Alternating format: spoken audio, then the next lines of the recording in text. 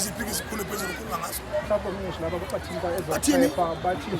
basaba ukuthi kungenzeka mhlawumbe kube khona imashi Manage, we have been marching more than 1,000 times in this country since we started this, and now there's zero violence, there's zero vandalization of property, there's zero abusing of any humankind.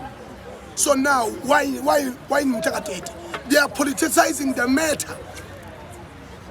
Did they ever knew that there's got so much more than 100,000 people get at in Sherwood and there? Lokujaneni uxaba uyaqala ukukhuluma iqiniso abesiphoqelekile lo baba lo gugelela eThekwini yabo owasha wesiyezi le wathi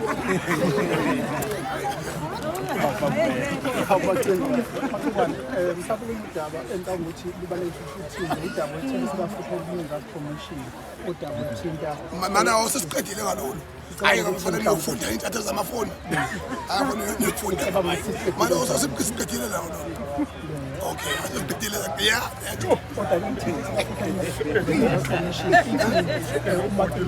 lapha kufuze axolise mayelana nodaba aluthinta udaba lokuthi akhulume ngeenkulumo ezithile abathile ukuthi inkulumo ezinezinto labo abathanda nokufana nobaba isikhathi begqoka izimalokazi mhlawumbe awulinganiso nje ukuthi umuntu othanda lokufana ntonjani awulinganiso uze nami ngenza isibonelo umuntu wesilisa ozwala nomuntu wesilisa okanye wesifazane okay kanje nje njengawe nje qabulana nazi isikole okay mina ngiyaqala nje emhlabeni jikelele ngazali mina ngakhonjwa isilo ukuba ngebongameli wamabhinca uma ngibongameli wamabhinca okusho ukuthi ngivikele ubhinca bethu futhi ngingaqali noyise wasisilo uNdlungubani wabonga wancongcoza waze wangenza iambassador ye-circumcision KwaZulu-Natal ukuba khuthaze insizwa ukuba zintabeni ngendlela ephephileyo ngilwela iHawe Airport there to us in 2009 and in 2010 ngaphinde futhi ngaphucwa umqhele kwathiwa isikhuba sinamatele and I fought for those things and I won those things and then it's a history. It's more than just a part created by the past. It influences the present and the future. And I'm not new in this game. And kubalulekile ukuthi ucacisele ukuthi imvunulo akusiyona yami. Uma ithi Human Rights Commission inginikeza 5 days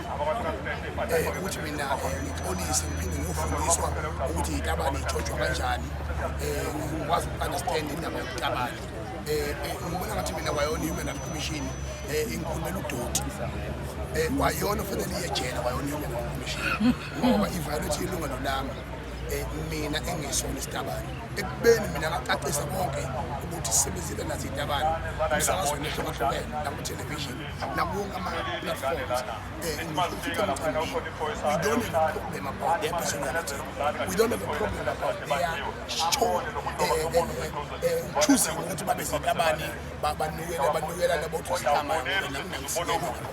kodwa kubalulekile la okuyinkinga ukuthi abakwazi ukuthatha ingubo yethu yokuthandaza bese beyoqabelana ngayo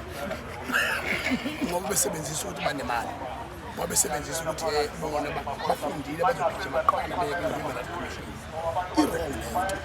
okusho ukuthi thina mhlampe iqale ngijezela umuntu sifike ngaqala kwa-Human Rights Commission ngoba nathi sinamalungelo okufikela imvunulo yethu awuthathe phela umnazana kaKashayeni nemvunulo kaKashayeni nekhomanga uhambe uyongena eklabhini njengoyiNazaretha ukuthi iNazaretha bese uphusishwana bese ungibuka ukuthi mina uthatha imvunulo yamami Wilson yabona uhambe uyohlala wenabe uphusishwana ufende ifebe lapha emaklabhini noma hosha so ke yonke le nto leyo bese utshela ukuthi abantu abayi-recognize is their praying attire should they accept that? No. Okusho ukuthi mbazulu sifundile thina ngokwanele ngempela njengoba besho bethi isikole is important okusho ukuthi mina-ke leli cala lona lami icala lesilo uqobo icala lesilo nesizwe sonke sakwaZulu ngakho-ke mina njengoba ngakhonjwa mina wesilo